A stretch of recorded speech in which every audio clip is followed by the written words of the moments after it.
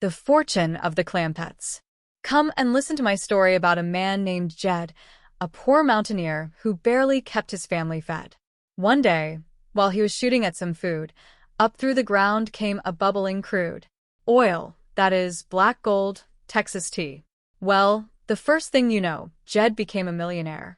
His kinfolk said, "Jed, move away from there," and they told him that California was the place he ought to be. So they loaded up the truck and they moved to Beverly Hills, that is, swimming pools and movie stars. They became the Beverly Hillbillies. Everything changed when the family traveled to the capital city of the nation. Jed Clampett stood in the hotel room and looked at a man named Ernest John, who was also known as Honest John. Jed asked if the man wanted to see him. Ernest John replied that they had experienced a rather bad encounter. He expressed surprise that such a thing could happen in his town of Washington, District of Columbia. Jed explained that the trouble started right after he bought the White House from an Indian friend named Sutton Hall. Ernest John nodded and called her the last of the District of Columbia Indians and a noble woman. Jed said he did not fault her, but when they took the deed over to give it to the president, they ran into trouble.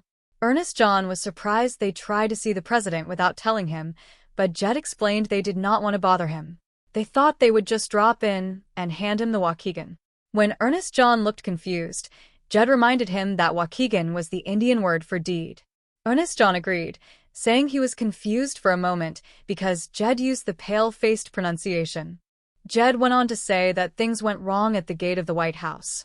Ernest John said he was terribly sorry, especially for the sake of Ellie Mae. However, the woman he spoke to corrected him, saying she was Granny. Ernest John apologized, saying he did it again because it was very confusing since both women looked so young and radiant. Granny did not feel young or radiant because when they tried to see the president, they were taken to a place she called the calaboose. Then she corrected herself and said it was more like a hospital, a place called a psycho ward. She asked Ernest John if he knew what that was, and he replied he had never heard of it. He told his friends that such a place was reserved for very important visitors like themselves. Jed recollected that the people there thought they came from a foreign country called Paranoy. Granny mentioned another country too, saying they were told they acted like paranoics or schizophrenics. Ernest John called it a natural mistake because there were many of them in Washington. Granny felt it was wrong that after Jed spent $1 million to buy the White House for the president, the leader would not see them. Ernest John promised to go to the White House right then to speak to the chief. Granny told him to tell the president and his wife that they would like to be invited for victuals. Ernest John assured her they would be invited for victuals in the Gold Room. He said he would tell the First Lady not to go to any trouble. When Granny heard the term First Lady, she was surprised. Ernest John explained that was how they referred to the wife of the president. Granny thought other wives of presidents might not appreciate a name like that. In another place, a woman was trying to scrape off Indian paint. A man named Shifty spoke to her, saying he had convinced the Clampetts that she owned the entire District of Columbia. He told her he had only sold them one little parcel, which was the White House. He suggested getting another $1 million for the Capitol Building, the Washington Monument, and Independence Hall. The woman pointed out that Independence Hall was in Philadelphia. Shifty said he would let it go for half price. He told her to get the paint back on so they could continue the plan. The woman wanted to take the $2 million they already had and fly to Guatemala. Shifty asked what was in Guatemala, and she replied it would be just them and the $2 million. They agreed to split the money, and Shifty told her to have faith in him, so they would be in clover.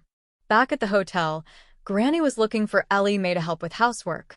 Jed told her that a girl named Penny did not need to do all that work because there were 1,000 rooms in the hotel. Ellie Mae arrived with a surprise. She showed them some kittens she had found. Jed said they were cute, but they did not need more critters. Granny agreed and told her to take them back. Ellie Mae said she had already named them after presidents. One was George Washington, one was Abraham Lincoln, and another was Theodore Roosevelt. There was also one named Jefferson Davis. Granny decided that Jefferson Davis could stay, but the others had to go because Mr. Drysdale already had to look after too many animals. Meanwhile, a man was at a show where a ticket cost 25 cents.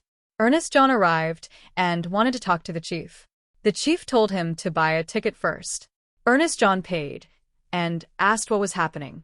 The chief said it was an act featuring Ellie and her animals. He called it the fearless leopard woman fighting a mountain lion. Ernest John told him to forget it and listen to the news. He said the bank had phoned because Jed Clampett had written checks for $2 million made out to cash. The chief was worried and told Ernest John to hop on a plane to Washington to bring the Clampetts home. He gave him money for the trip and told him to bring back the change. Later, Shifty told Jed and Granny that the president was moved by their gesture of spending $2 million. He told a story about the Capitol building being in a turmoil because Sitting Hawk had pitched her teepee on the grounds and would not let anyone enter. He said a state of emergency had been declared. Jed suggested going to the Capitol to buy it from her. They went to the building, and Jed thought it was bigger than the White House. They saw Sitting Hawk, and Shifty offered to bargain with her. Jed paid $2 million for the Capitol. He made the check out to the committee acquiring Senate headquarters, which used the initials CASH.